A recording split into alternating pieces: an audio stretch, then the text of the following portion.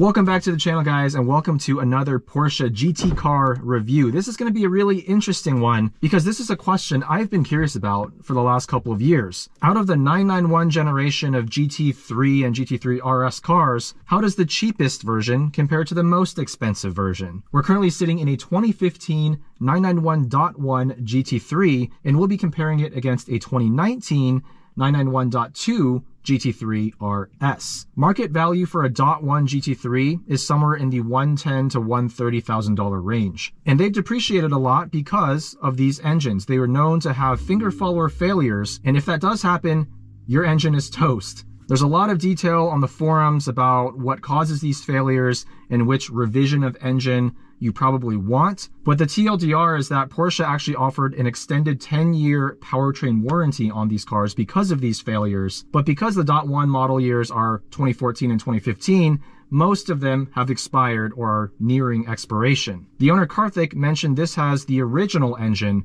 which is prone to failure, but he does have an extended CPO for another few years. So if he does blow the engine, or if I blow the engine today, he will get the replacement G Series engine, which to my knowledge doesn't have any documented failures. So that being said, the .2 GT3 RS current market value is about double that of a .1 GT3. So somewhere in the $200,000 to $260,000 range, depending on mileage, options, and condition. Is it twice the car? That's the question. So this GT3 is powered by a 3.8 liter naturally aspirated flat six engine that revs to 9,000 RPM, makes 475 horsepower, 325 pound-feet of torque. We have a 7-speed PDK. That was the only option for the .1 strut front multi-link rear suspension. First GT3 to come with rear axle steering. We're on 20-inch forged wheels front and rear with 245 section width front tires, 305s in the back, and these are the Michelin Cup 2s. And this car weighs around 3,200 pounds. So for your $110,000 to $130,000, is this the car to have? Or does the .2 GT3 RS really provide double the driving experience? Let's find out. So we'll put it into manual mode, PDK Sport. We do have adaptive dampers, which I'll set to the stiffer setting. Sports exhaust open. This car does have front axle lift, which is a critical option, in my opinion, for your GT car. Now, first impressions of the interior, it still feels nice a decade later. Very purposeful, Alcantara wrap 3-spoke steering wheel, very nice metal shift paddles, good build quality, excellent choice of materials. I really have so few complaints with this car on paper, but let's drive it first and then hop into that 3RS and see what the difference is.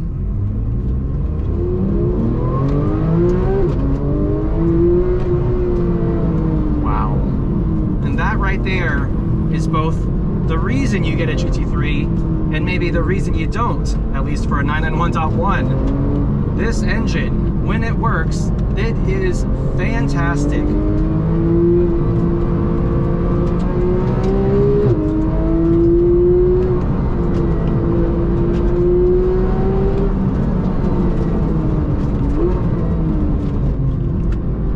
Well, these Cup 2s don't feel very fresh anymore though.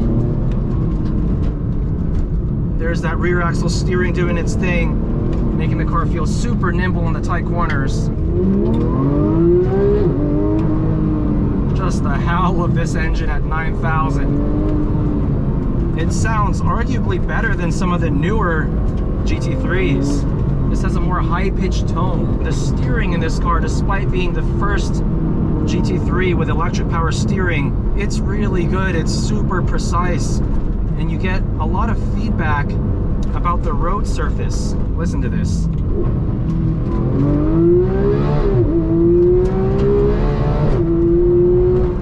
Now this 7-speed PDK is still impressive, but it definitely is showing some signs of age. Not as smooth and quick compared to newer cars.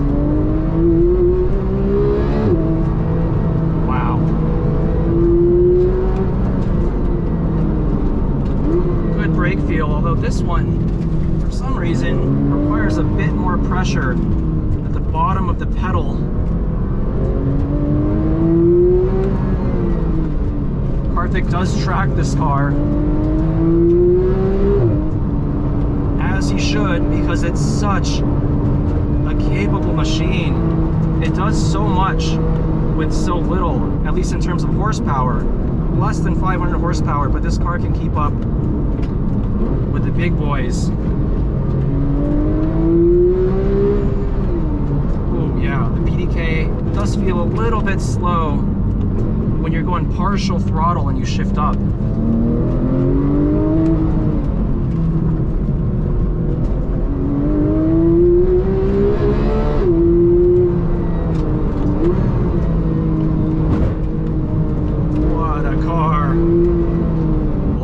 For a second. I love how nimble this car feels in the tighter corners compared to the older generations 997 and 996 GT3s. This feels so much more pointy in the tight stuff. Of course, these cars did grow in size, especially width, so that extra front track width definitely plays a role here, but also that rear axle steering is a game changer. It makes this rear engine 911 feel less rear engine.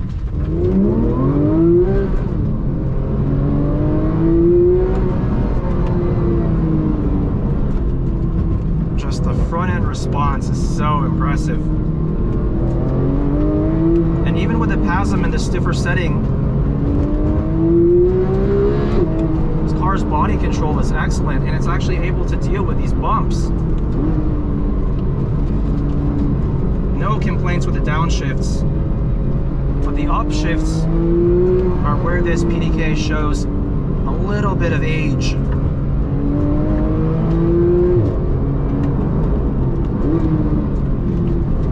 Look at that. I can just toss it into these corners and the front just responds. Virtually impossible to make this car understeer on the road. It's so confidence inspiring. It's just a driver's car through and through. Even though people lamented the loss of the manual transmission with this generation, of course Porsche brought it back with the 991.2, it's still so good because this transmission doesn't hold back the car. It's still an excellent dual clutch. Everything about this car just feels cohesive and congruent.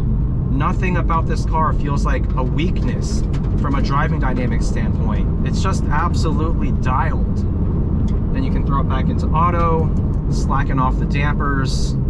A pretty streetable car outside of the tire noise, which you can hear plenty of, especially driving over gravel. But now it's time to hop into the GT3 RS and see what that extra $100,000 to $130,000 really gets you. All right, one of my favorite cars of all time, the 2019 911 GT3 RS of the 991.2 generation. I drove this car actually just a couple weeks ago, but the road was wet, and with Cup 2s and super stiff suspension, it just wasn't very conducive to hard driving. So today, it's much drier, so we're gonna see how this thing really feels when pushed on a canyon road. Like I mentioned, MSRP of a GT3 RS is closer to $250,000. I've seen some examples in the 210 to 220 range. This one would definitely be on the higher end of that range, considering this has 12,000 miles. The owner, James, has done so much to this to personalize it from an interior and exterior standpoint. OEM wheels refinished in Weissach gold, gold stripes and black woven leather seat inserts with a gold stripe, inspired by Singer. GT4 RS shifter, magnetic shift pedals like on the 992 RS Weissach, and we have Dundon street headers with cats. Supposedly these add about 20 horsepower, but mostly this car will drive like stock. So like the .1 GT3, this has a naturally aspirated flat six engine, but this one's 4 liters, and it makes 520 horsepower in stock form, 346 pound-feet of torque. 7-speed PDK, weighs around 3,200 pounds, considering this is a non-Weissach package. And we have staggered wheels and tires, both in terms of the diameter and the width. So 20-inch front, 21 in the back, whereas the .1 GT3 is 20 front and rear, and these wheels are half an inch wider than the .2 GT3. So we've got 265 front tires, 325s in the back, 20 millimeters wider front and rear. Compared to a .2 GT3, which I know that's not what we're comparing to in this video, but that's the point of reference, of course, that the RS had when it came out. It's wider front and rear. We have NACA ducts for brake cooling, RS specific splitter and side skirts, just a ton of aero work is basically the TLDR. More downforce, and the suspension is totally reworked here. Spherical bearings on all the links, whereas the GT3 has rubber bushings. We have front and rear helper springs as well, and the LSD steering rack and the rear axle steering have all been recalibrated here. But is it twice the driving experience of that already phenomenal .1 GT3? That is the question. From an interior standpoint, quite a big improvement in overall design. The build quality isn't leaps and bounds better, but I do think some of the design elements and the materials do feel a bit more modern. And obviously this display for the .2 infotainment system does feel quite a bit more modern. But it's all very familiar. All Porsches kind of have the same look and feel from this era. So PDK Sport, PASM dampers in the stiffer setting, valve open. This also has front axle lift, about as apples to apples as we can get. And this is also on Cup 2 tires and OEM size. Wow, the engine already sounds so much louder with these headers. Whoa.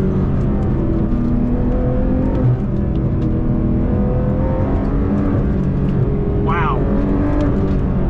I did not think the difference would be that immediately apparent. 3 corners was all it took. I haven't even revved the engine out yet.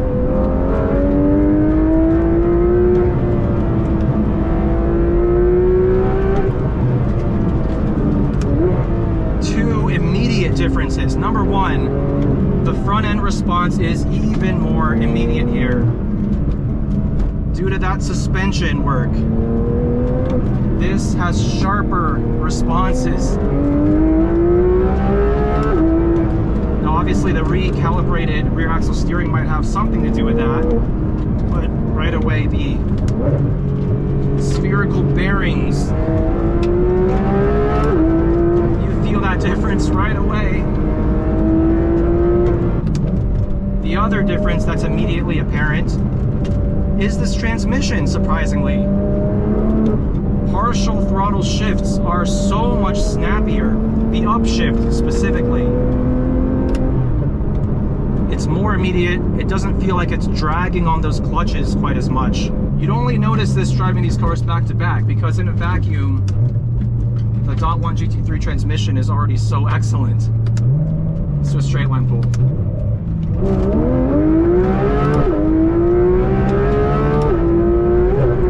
Whoa. Now it is traction limited on a bumpy road because of this firmer suspension tuning.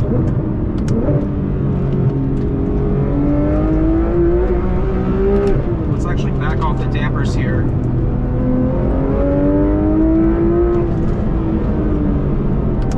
I'm also noticing this brake pedal doesn't require quite as much force to get the car slowed down. It's still very easy to modulate, but it's a little bit more confidence inspiring.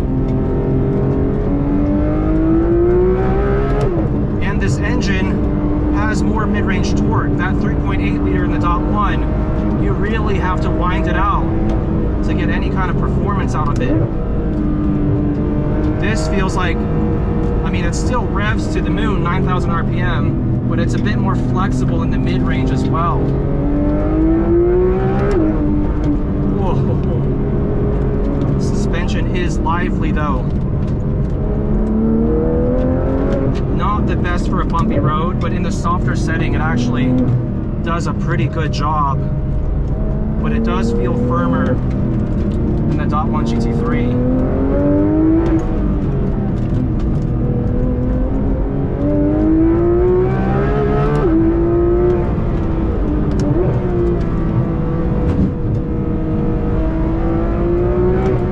What a car!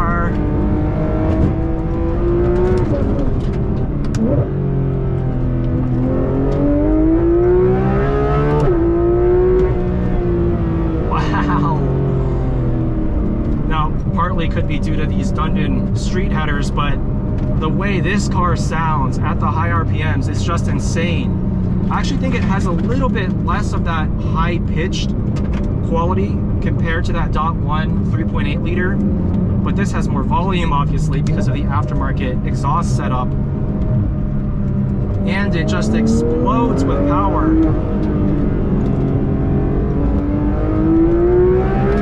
The difference in power is actually quite noticeable. It's about 45 horsepower, more than the .1 GT3 when stock, and if you believe Dundon's claims, add 20 to that. Same weight, same overall suspension geometry, although this is a bit wider. The rear axle steering here, it does wonders for the 911 chassis. It's so nimble feeling in these tight corners.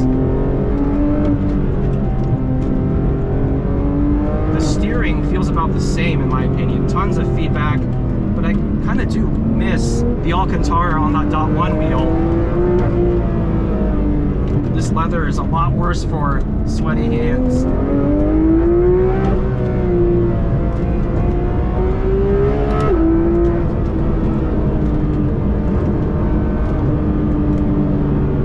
What a machine!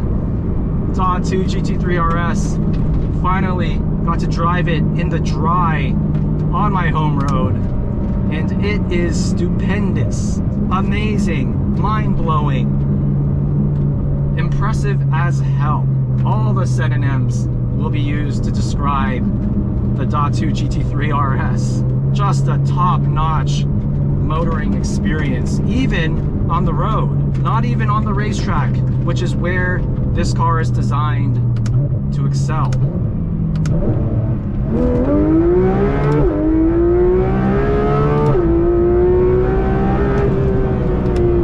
The straight line performance isn't ballistic, but it's just enough. You do not wish this car had more power because the engine is so linear, so responsive, and the power delivery is so exciting at the top end. Just like that .1 GT3, mind you, but this just gives you more of everything, more power, more shift speed, with spherical bearings on the suspension arms to give you that just immediate response. Everything you do with your steering results in a direct and instant response from the car. But the original question was, is this worth twice the money? Now let's pretend for a moment that the .1 GT3 doesn't have any engine issues, or let's just say for a moment you can pick up an example with a G Series motor for $140,000. So for about $100,000 more, is this a way better driving experience? In most cases, when I do comparisons like this, lower budget versus high budget, although you can hardly call a .1 GT3 a low budget vehicle, but in most situations, the more expensive car is not worth the extra money from a pure driving dynamic standpoint. Not to talk about value retention, exterior styling, or anything like that. But in this case, I actually do think the RS is justified. It has so many small tweaks where individually they might not seem like a big deal, but when you add everything together, it just delivers this incredibly cohesive package where everything about that .1 GT3 has just been turned up to 11, or in some cases 12. That .1 GT3 is a fantastic car in every way, but this is just that little bit more razor-edged, that little bit grippier, that little bit more hardcore. And I just don't see a world where I wouldn't want to go for the RS other than for the street, just because stiffer suspension, less compliant. When it comes down to it, if I had the money for the RS, I absolutely would go for this car. It is just that amazing to drive. So big shout out to James and to Karthik, the owners of these two amazing Porsche 991 generation GT products. Let me know how you think they compare. Is the RS actually worth the extra money, or should you go for maybe a .2 GT3? That would be a really interesting comparison. 180K for a .2 GT3 versus 230 to 250 for a .2 GT3 RS. Is the more hardcore car actually more enjoyable on the road? Because as of right now, the .2 GT3 with a 6-speed manual is my Porsche GT car of choice, and someday there's a good chance I will own one. So let me know your thoughts down in the comments. Thank you guys for watching, and I'll see you very soon.